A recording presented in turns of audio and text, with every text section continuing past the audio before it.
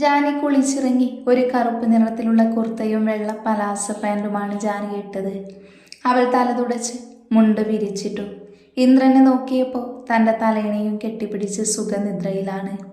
ജാനി അവനെ ഒന്ന് നോക്കി. നാണത്തിൽ കുതിർന്ന പുഞ്ചിരിയോടെ തിരിഞ്ഞു നെറുകയിൽ സിന്ദൂരം ചാത്തി. നെറ്റിയിൽ ഒരു കുഞ്ഞു കറുത്ത പൊട്ട് തൊട്ട് അവൾ റൂമിൽ നിന്ന് പുറത്തേക്കിറങ്ങി. അവൾ പോകുന്നത് നോക്കി നിന്ന ഇന്ദ്രൻ്റെ ചുണ്ടിൽ നിറഞ്ഞ പുഞ്ചിരി ഉണ്ടായിരുന്നു. ജാനി പൂജാമുറിയിൽ പോയി തൊഴുത് നേരെ അടുക്കളയിലേക്ക് വിട്ടു.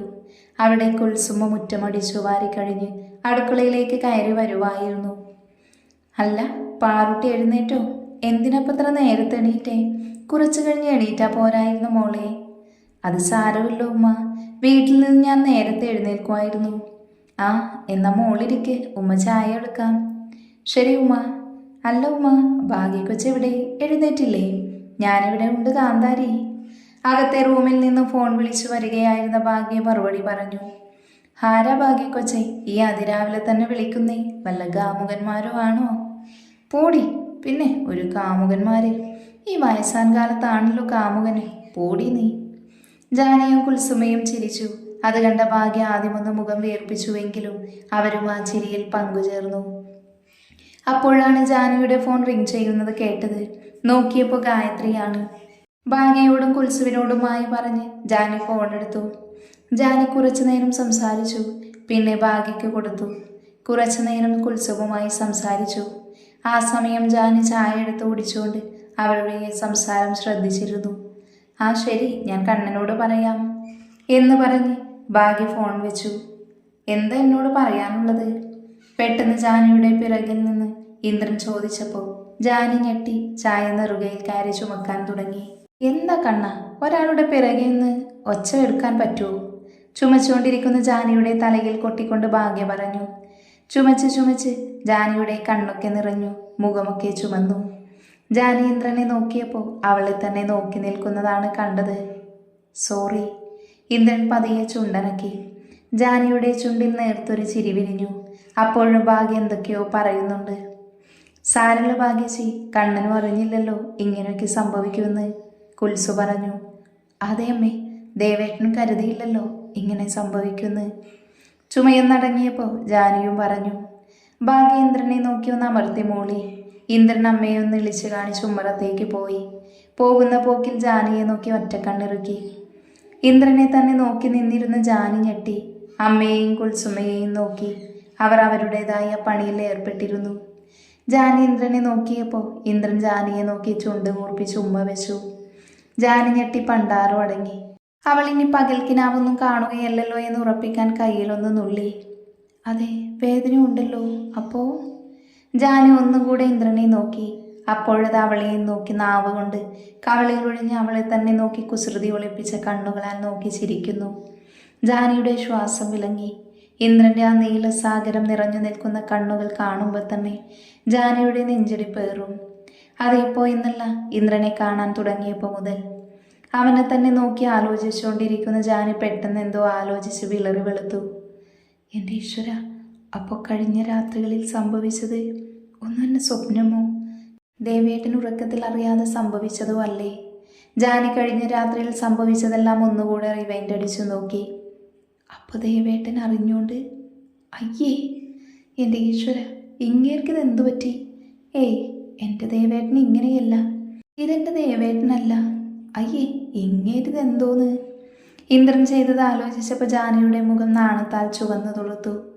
അല്ല കുൽസു, നീ കാണുന്നുണ്ടോ എൻ്റെ മരുമോളെ കിളിപോയ നിൽപ്പ്? പിന്നില്ലാതെ. അമ്മയുടെയും കുൽസുമ്മയുടെയും കളിയാക്കലാണ് ജാനി സ്വപ്നലോകത്തു നിന്നും ഇറക്കിയത്. ജാനി ചമ്മി നാറി അവരെ നോക്കി ഇളിച്ചു കാണിച്ചു. നോക്കിക്കുക ഭാഗ്യച്ചി, ഇപ്പൊ പാറുവിൻ്റെ മുഖത്തു നിന്നും ചോര തൊട്ടെടുക്കാം. അതെ, ശരിയാ. പോ അമ്മേ. കുൽസുമ വേണ്ടാട്ടോ. അച്ചോടാ, കുഞ്ഞിന് നാണം വന്നു. കുൽസു ജാനിയുടെ മുഖം പൊത്തിപ്പിടിച്ച കൈമാറ്റി താടിയിൽ പിടിച്ച് കൊഞ്ചിച്ചുകൊണ്ട് പറഞ്ഞു. ഇങ്ങനെ നാണിച്ചു നിൽക്കാതെ ഈ ചായ ഒന്ന് കണ്ണന് കൊണ്ടു കൊടുക്ക് ജാനി. ജാനി ചായയുമായി ഇന്ദ്രനെ തിരിഞ്ഞുപോയി. അവൾ പോകുന്നത് നോക്കി നിന്ന ആ അമ്മയുടെ കണ്ണ് നിറഞ്ഞു. എന്താ ഭാഗ്യ ചെയ്ത്? ഇപ്പൊ സന്തോഷിക്കല്ലേ വേണ്ടേ? നമ്മളാരും തന്നെ കരുതിയല്ലല്ലോ നമ്മളെ കണ്ണനിങ്ങനെ മാറുമെന്ന്. ഇപ്പോൾ എനിക്ക് ആ പഴയ ദേഷ്യമൊന്നുമില്ല. ഇങ്ങനൊരു കണ്ണനെ കണ്ടതായി ഓർമ്മയുള്ളത് വിച്ചേട്ടൻ മരിക്കുന്നതിന് മുന്നേ ആയിരുന്നു. അതേ കുൽസു, ഞാനും അത് തന്നെ ആലോചിച്ചേ. പാവൻ്റെ കുട്ടി ഒരുപാട് കഷ്ടപ്പെട്ടിട്ടുണ്ട്. അവൻ്റെ വിഷമങ്ങളാണ് ദേഷ്യമായി വരുന്നത്. ഇപ്പം തന്നെ ആ പെൺകുട്ടിയുടെ ജീവിതം എന്താവുമെന്ന് ഞാൻ പേടിച്ചിരുന്നു. ഇനിയിപ്പോൾ എന്തായാലും ആ പേടി വേണ്ട.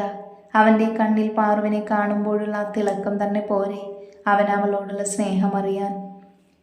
അതെ, പിന്നെ നീ ശ്രദ്ധിച്ചോ, നേരത്തെ ജാനി നെറുകയിൽ കയറി ചുമച്ചപ്പോഴുള്ള അവൻ്റെ മുഖത്തെ ഭാവം? ആകെ പേടിച്ച് പാറുവിൻ്റെ കണ്ണിൽ നീർത്തിളക്കം കണ്ടപ്പോൾ അവൻ്റെ കണ്ണും നിറഞ്ഞത് നീ കണ്ടിരുന്നോ? അതേ നീ, ഞാനും ശ്രദ്ധിച്ചിരുന്നു.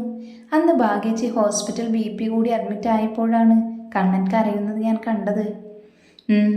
ഞാനും അവൻ്റെ പെങ്ങന്മാരും ഉണ്ണിയും നന്ദുവും ഹരിയും അനുമോളും അപ്പൂസും സൂര്യയും ഷമീറും കാതിരിക്കയും ഒക്കെ ആയിരുന്നു അവൻ്റെ ലോകം. ആ ലോകത്തേക്കാണ് പാറു വന്നത്. അവളെ അവൻ അവഗണിക്കുന്നത് കാണേണ്ടി വരുമോ എന്ന് തന്നെ ഞാൻ പേടിച്ചിരുന്നു. പക്ഷേ ഇപ്പോൾ അങ്ങനെയൊന്നുമില്ല. എന്തോ ഇപ്പോൾ മനസ്സ് പറയുന്നു കണ്ണനും പാറുവിനെ സ്നേഹിക്കാനും അംഗീകരിക്കാനും ഒക്കെ കഴിയുമെന്ന്. ശരിയാ ഭാഗ്യേച്ചി പറഞ്ഞത്. ഭാഗ്യ പറഞ്ഞതിന് ശരിവെച്ചുകൊണ്ട് കുൽസു പറഞ്ഞു, വാ, കണ്ണൻ പോവാനാവുമ്പോഴേക്ക് ചായക്ക് കടിയെന്തേലും ഉണ്ടാക്കാം. പിന്നെയും അവരെന്തൊക്കെയോ സംസാരിച്ച് ചായപ്പണിക്ക് തിരിഞ്ഞു. ഇങ്ങേരിത് എവിടെ പോയി? കെട്ടിക്കൊണ്ട് വന്നിട്ട് 2 ദിവസം ആയുള്ളൂ. കൊള്ളപടുവാ. ഞാനിനി എന്ത് ധൈര്യത്തിലാ അങ്ങേരുടെ കൂടെ കിടക്കുക? മോനെ ദേവേന്ദ്രജിത്തെ, എൻ്റെ പൊന്നു ദേവേട്ട, ഇങ്ങളെ ഇന്ന് ഞാൻ ശരിയാക്കി തരാട്ടോ. ജാനി ഓരോന്ന് എണ്ണിപ്പെറുക്കി പറഞ്ഞു. ചായയുമായി ഇന്ദ്രനെയും തിരഞ്ഞു നടന്നു. ഇങ്ങേരിത് എവിടെ പോയി?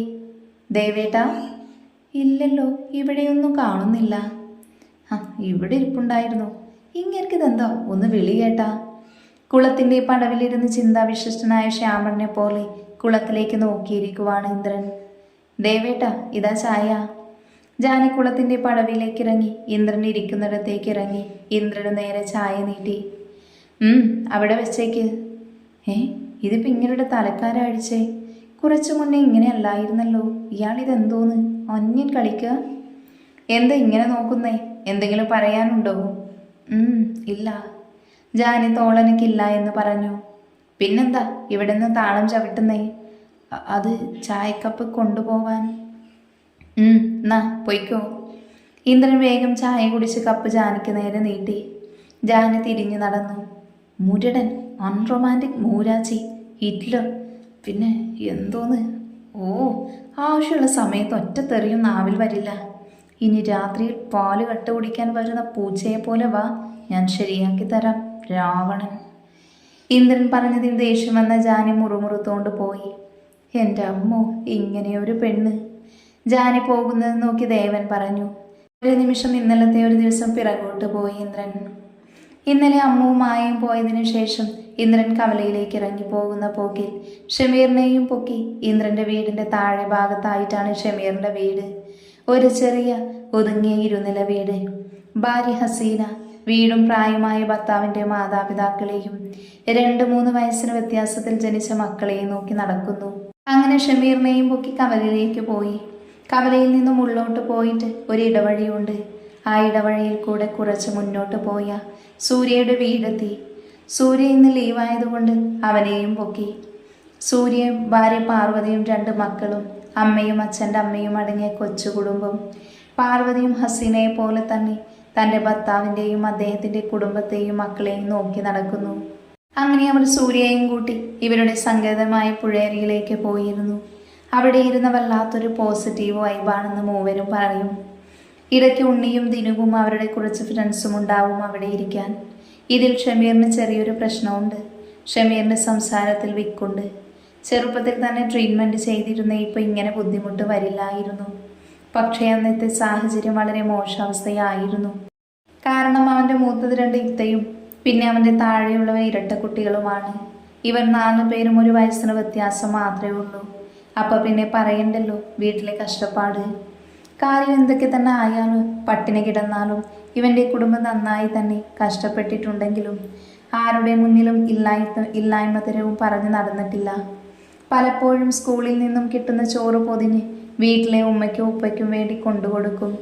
ഈ 4 മക്കളും ആത്മാഭിമാനം പണയം വെച്ചിട്ടൊരു കളിയുമില്ല അന്നും ഇന്നും.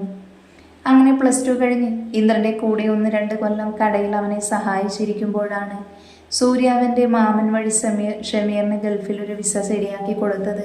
അറബിയുടെ വീട്ടിൽ ഡ്രൈവറായിട്ട്. ഷമീറിന് 15 വയസ്സിൽ തുടങ്ങിയതാണ് രാത്രി കള്ളപ്പൂഴി എടുക്കാൻ പോയിട്ടും കോറയിൽ കല്ലെടുക്കാൻ പോയിട്ടൊക്കെയുള്ള പണി. ഇപ്പോൾ അവൻ്റെ കൈ വളയം പിടിച്ച് തഴമ്പിച്ചിട്ടുണ്ട്. അങ്ങനത്തെ അവന് ഡ്രൈവർ പണി എന്നതൊരു ഹരമുള്ള പണിയാണ്. ഇപ്പം ഗൾഫിൽ നിന്ന് ലീവിന് വന്നതാണ് അവൻ. ഇപ്പോഴും അതേ പണി തന്നെയാണ്. അവൻ ഗൾഫിൽ പോയതിനു ശേഷമാണ് അവൻ്റെ 4 പെങ്ങന്മാരെയും കെട്ടിച്ചു വിട്ടത്. അങ്ങനെ അവർ അവരുടെ സങ്കേതത്തിൽ ഇരുപ്പുറപ്പിച്ചു. പറ ഇന്ദ്ര, എന്താ വിശേഷം? ഇന്നലെ തന്നെ ഫസ്റ്റ് നൈറ്റ് ആഘോഷിച്ചോ? ഒരു കള്ളച്ചിരിയോടെ സൂര്യ ചോദിച്ചു. അതിന് ഇന്ദ്രനും അതുപോലെ തന്നെ കള്ളച്ചിരി ചിരിച്ചു കൊടുത്തു. ദേ ഇന്ദ്ര, വെറുതെ വട്ടാകാതെ നിനക്ക് കാര്യം പറഞ്ഞൂടെ? ഷമീർ പറഞ്ഞു. ഏയ്, അതിൻ്റെ അഭിമാന പ്രശ്നമല്ലേ? അവൻ അങ്ങനെ തുറന്നു പറഞ്ഞ ഇതുവരെ അമ്മയ്ക്കും മായയ്ക്കും അമ്മൂനും ഉണ്ണിക്കും അങ്ങനെ വേണ്ട എല്ലാവർക്കും മുന്നിൽ കല്യാണം വേണ്ട എന്ന് പറഞ്ഞ് നടന്നവൻ എല്ലാവരുടെയും മുന്നിൽ കൊച്ചായി പോകൂലേ? അപ്പോൾ പിന്നെ ഇതുവരെ ഇട്ട ബിൽഡപ്പൊക്കെ വെള്ളത്തിൽ വരച്ച വര പോലെ ആകൂലേ? സൂര്യ ഒരു പരിഹാസത്തോടെ പറഞ്ഞു. ഏയ് അതല്ലടാ, ഞാൻ എങ്ങനെ എൻ്റെ പാറുവിനോട് പറയാ? എനിക്ക് അവളോടുള്ള ഇഷ്ടത്തിന് വർഷങ്ങളുടെ പഴക്കമുണ്ടെന്ന്. അതും കല്യാണം കഴിഞ്ഞു അന്ന് തന്നെ. പിന്നെ അതുമല്ല, സൂര്യ പറഞ്ഞതുപോലെ അതുവരെ കല്യാണം വേണ്ട എന്ന് പറഞ്ഞ് നടന്നിരുന്നു ഞാൻ. കല്യാണം കഴിഞ്ഞപ്പോൾ തന്നെ പെണ്ണിനോട് ഇഷ്ടം പറഞ്ഞ് ആ രാത്രി അവളെ സ്വന്തമാക്കണമായിരുന്നു ഞാൻ. നീ പിന്നെ എന്താ ഉദ്ദേശിക്കുന്നത്? ഇതുവരെ ഒന്നും ഉദ്ദേശിച്ചിട്ടില്ല. പക്ഷേ അവൾ അടുത്ത് വരുമ്പോൾ എൻ്റെ നെഞ്ച് പൊട്ടിപ്പോകുന്നത് പോലെ തോന്നും. അവളെ ഉമ്മകൾ കൊണ്ട് മൂടാൻ തോന്നും. അവളുടെ കുഞ്ഞു കുഞ്ഞു പരിഭവങ്ങളും പരാതികളുമൊക്കെ അവളിതാ ഈ ഇടനെഞ്ചിൽ ചേർത്ത് പിടിച്ച് കേൾക്കാൻ തോന്നും. ഡാ കള്ളപ്പന്നി മോനെ, ഇങ്ങനെയൊക്കെ ആഗ്രഹങ്ങൾ ഉണ്ടായിട്ടാണോടാ നാറി ആ കൊച്ചിനെ ഇങ്ങനെയൊക്കെ കഷ്ടപ്പെടുത്തിയേ? ആഹാ അന്തസ്, ആ തെറിവിളി കേട്ടില്ലേ? അതിന് മാത്രം അവൻക്കൊരു വിക്കൂല്ല അല്ലേടാ? ഇന്ദ്രൻ കളിയാക്കിക്കൊണ്ട് പറഞ്ഞു. നീ വിഷയം മാറ്റണ്ട ഇന്ദ്ര.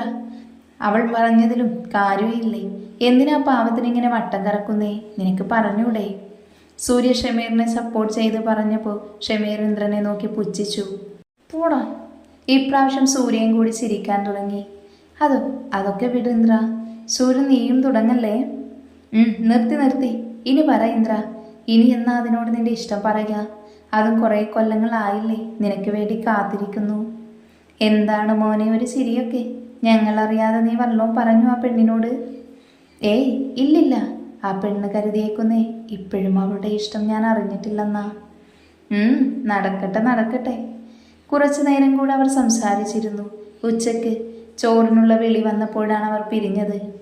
അപ്പോൾ ഇന്ദ്ര, ആ പാവത്തിനായിട്ട് കളിപ്പിക്കല്ലേ, മതിയാക്ക്. അതിനോട് കാര്യം പറട്ടോ. ആടാ, ഞാൻ പറഞ്ഞോളാം, വൈകാതെ തന്നെ. പെട്ടെന്നാണ് കുളത്തിലേക്ക് എന്തോ വന്ന് വീണത്. ഇന്ദ്രൻ ഞെട്ടിച്ചാടി പിടഞ്ഞ് എണീറ്റു. കുളത്തിലേക്ക് നോക്കി. കുളത്തിലുള്ള ആളെ കണ്ട് ഇന്ദ്രന് ചിരിക്കണോ കരയണോ എന്നറിയാതെ നിന്നുപോയി അവൻ.